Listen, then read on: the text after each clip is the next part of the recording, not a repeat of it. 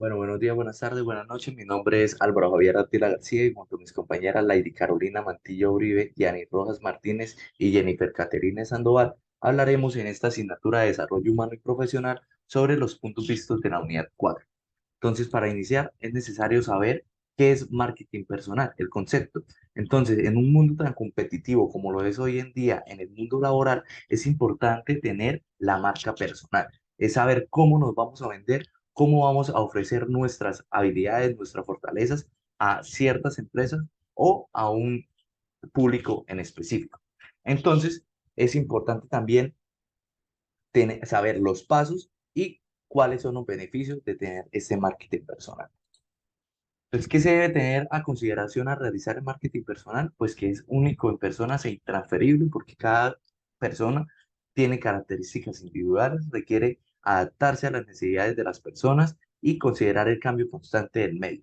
Asimismo, pues se debe tener dos metas, una profesional y otra personal.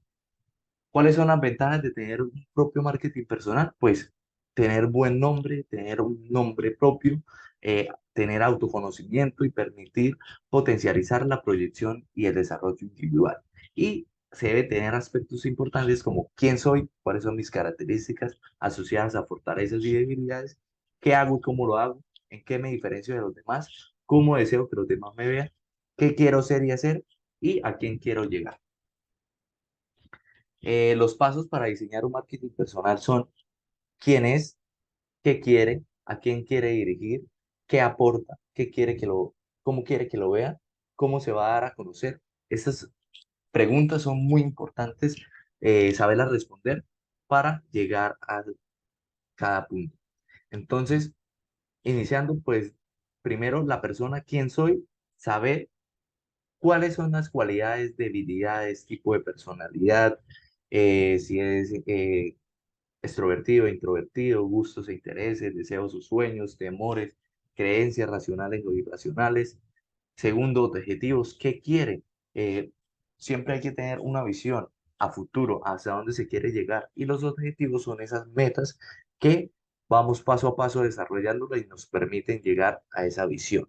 Tercero, público objetivo, ¿a quién se quiere dirigir? Debemos conocer lo que necesitan, qué desean o quieren de mí y estrategias para llegar al público. Imagen de marca, ¿qué aporta? ¿Cuáles son las habilidades, valores y cualidades que poseo, que puedo aportar? ¿Qué es lo que más qué es lo sobresaliente de mi personalidad? ¿Cómo me describen? ¿Cuáles son mis debilidades? Asimismo, qué puede influir en la imagen que los demás poseen de mí? Todo lo que se puede ver como la conducta, la vestimenta, lo que se dice o las palabras, lo que las terceras personas dicen, las expectativas o prejuicios. Quinto, el valor de marca. ¿Cómo quieren que lo vean? ¿Cómo quiere que me recuerden? Como mi imagen personal, lo físico, mi personalidad, mi trabajo, eh, mi ideología y mis actos. Y la comunicación. ¿Cómo se va a dar a conocer? ¿En qué sitio, como sea físico o virtual, frecuentar y participar de los espacios donde existe el público objetivo, establecer de manera y mantener contacto con el público objetivo, crear relaciones sólidas y de confianza, expresar y mostrar, llamar la atención sobre las cualidades que se poseen? Bueno, muchas gracias. Sigue mi compañera. Mi nombre es Jennifer Caterine Sandoval. Hablaré sobre las caricias como agentes motivadores.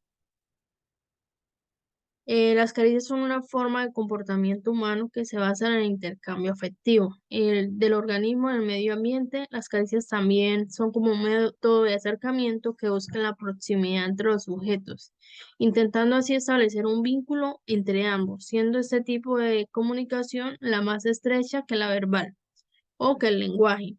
Este acto comunicativo es primordial durante los primeros años de vida, ya que ayuda al correcto funcionamiento del niño, pudiendo establecer una relación de apego con otro sujeto, quien percibe como figura de protección y de apoyo. Durante el desarrollo de las personas, la necesidad de caricia física es sustituida por la necesidad de reconocimiento y que se satisface con caricias simbólicas como el intercambio de caricias. También entendemos como caricia a todo estímulo intencional dirigido a la persona que puede gestuar durante un escrito de manera verbal, física o simbólico, ya que tiene la posibilidad de ser correspondido por parte de quien lo recibe.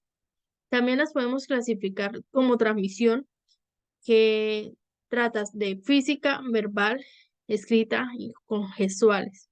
En la física tenemos el contacto físico como un beso, un apretón, un abrazo, una palmada. En las verbales mediante el lenguaje oral como un hola, un adiós, un te quiero. Escritas lo obtenemos de manera por medio de una postal, de una carta, de un mensaje. Con gestuales mediante el lenguaje no verbal, como miradas, gestos, sonrisas o inclinación de la cabeza.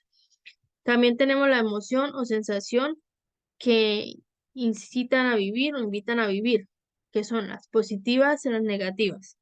Entre las positivas son las que producen emociones o sensaciones agradables que invitan a comportamientos de manera positiva. Las negativas provocan emociones o sensaciones desagradables. Las podemos dividir en agresivas o que lastiman. Las agresivas son aquellas que nos causan dolor, daño más allá de lo normal o físico. Y las que lastiman favorecen eh, la persona o disminuye la autoestima. También tenemos aquellos requerimientos o condiciones para darlas o recibirlas. Tenemos como incondicionales, que son las que dan o reciben por solo el hecho de existir. También tenemos las condicionales que se dan o reciben por conductas objetivas de aproximación que se dan por el esfuerzo de aproximación de una meta.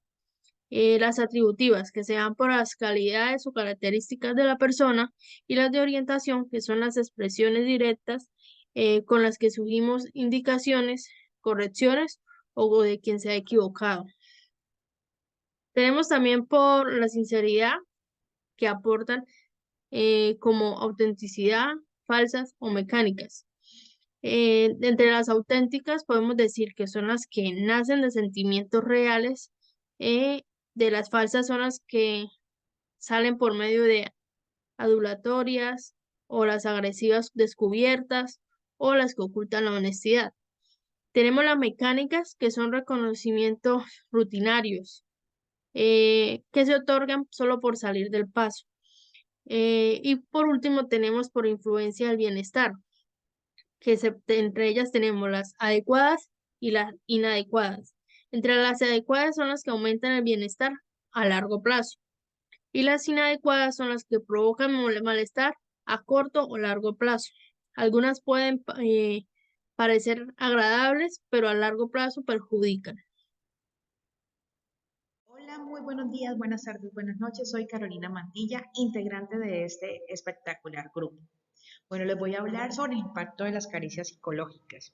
Venía a pensar que esto pueda existir y sobre todo qué tan significativo es en nosotros los seres humanos, ya que es un afecto y un estímulo positivo o negativo en todas las personas.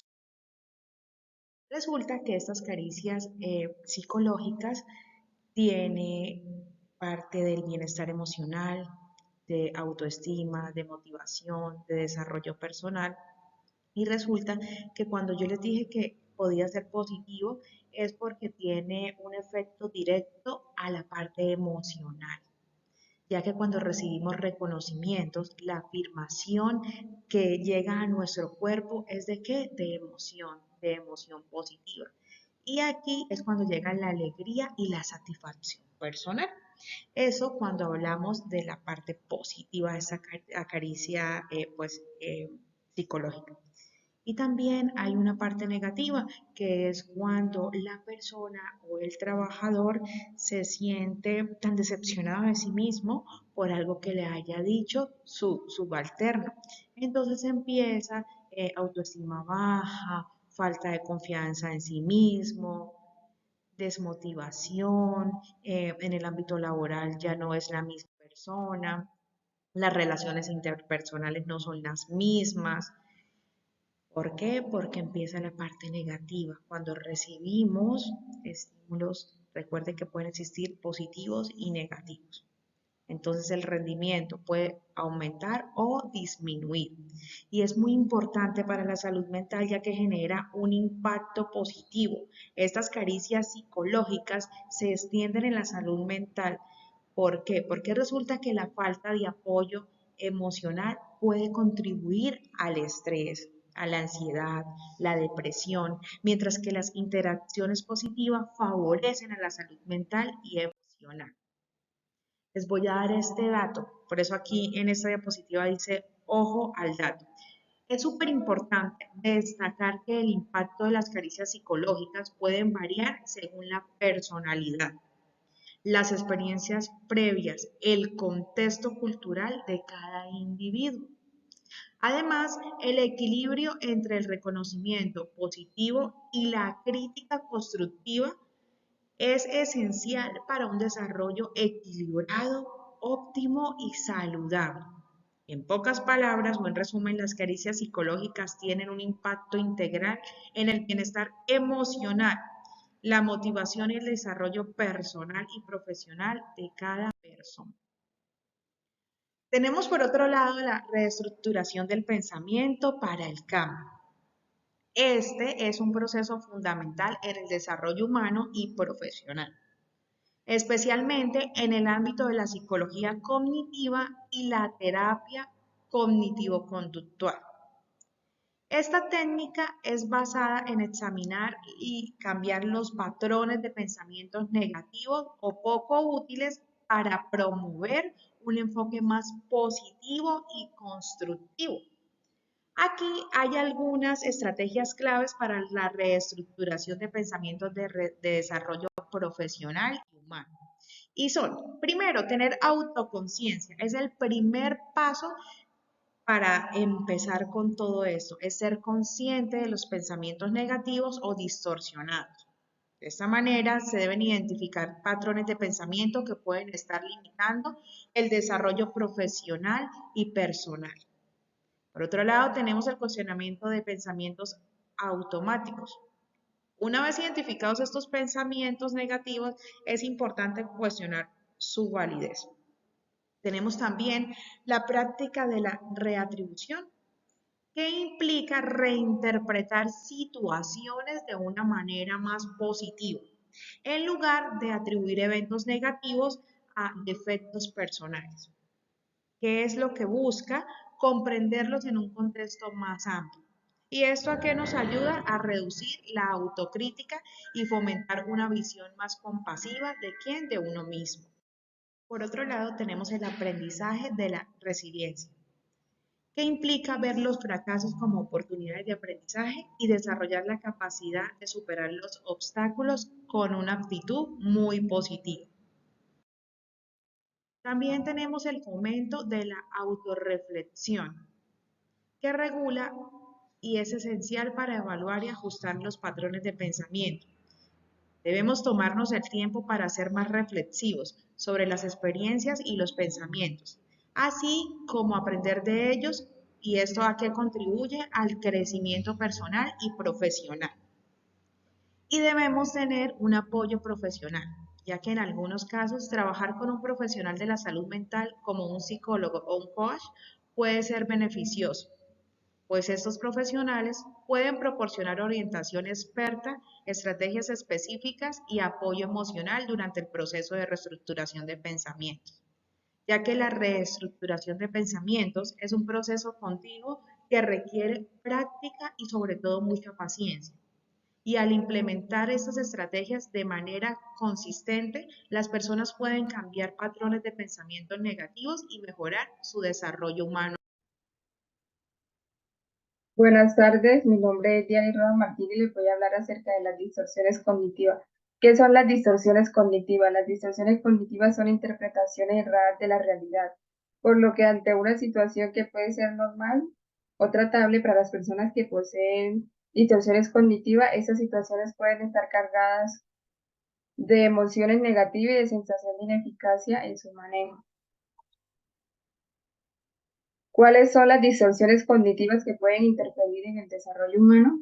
Personalización, pensamiento polarizado o dicotómico, etiquetaje, sobregeneralización, catastroficación, falacia de cambio, inferencia arbitraria, razonamiento emocional y abstracción selectiva. Mecanismo para lograr la reestructuración del pensamiento. ¿Cómo se modifican los pensamientos poco adaptativos que no permiten lograr el potencial personal? Primero, identificación de distorsiones cognitivas y su nivel de credibilidad.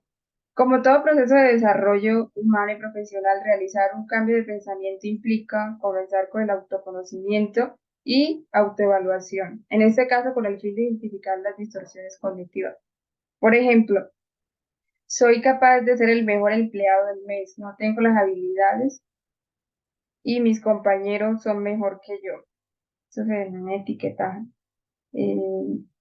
Me dice puntaje de 9 y considera que es muy real. Segundo, confrontación de las distorsiones con la realidad. Las distorsiones cognitivas se confrontan, es decir, se debate con el fin de darse cuenta lo irracionales que son. Para hacerlo es necesario contar las evidencias que corroboren y contradigan las distorsiones cognitivas. Es necesario preguntarse por las evidencias que comprueban lo que se piensa. Por ejemplo, en los 5 años que llevo trabajando en la empresa, nunca me he ganado el reconocimiento del empleado del mes. Convencional sería, es necesario preguntarse por las evidencias que contradicen lo que piensa. Por ejemplo, mi jefe me confía actividades de responsabilidad, lo que significa que confía y le gusta mi trabajo.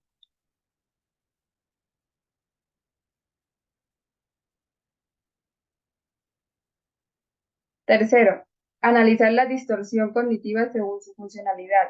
Este proceso se asocia a la continuidad de la confrontación. Solo quiere decir o se refiere a reflexionar sobre el efecto del pensamiento en la conducta, específicamente como generador de solucionar un aporte al desarrollo. Por ejemplo, es necesario preguntarse por el impacto del pensamiento en el desenvolvimiento en las distintas áreas funcionales. ¿En qué me va a ayudar a pensar de la forma que lo hago? ¿Este pensamiento intenta solucionar las dificultades? B. Identificar las peores consecuencias asociadas a la distorsión cognitiva si la distorsión cognitiva fuera real. Por ejemplo, para lograrlo se puede preguntar ¿por qué? ¿Qué es lo peor que me podría pasar si es cierto lo que pienso?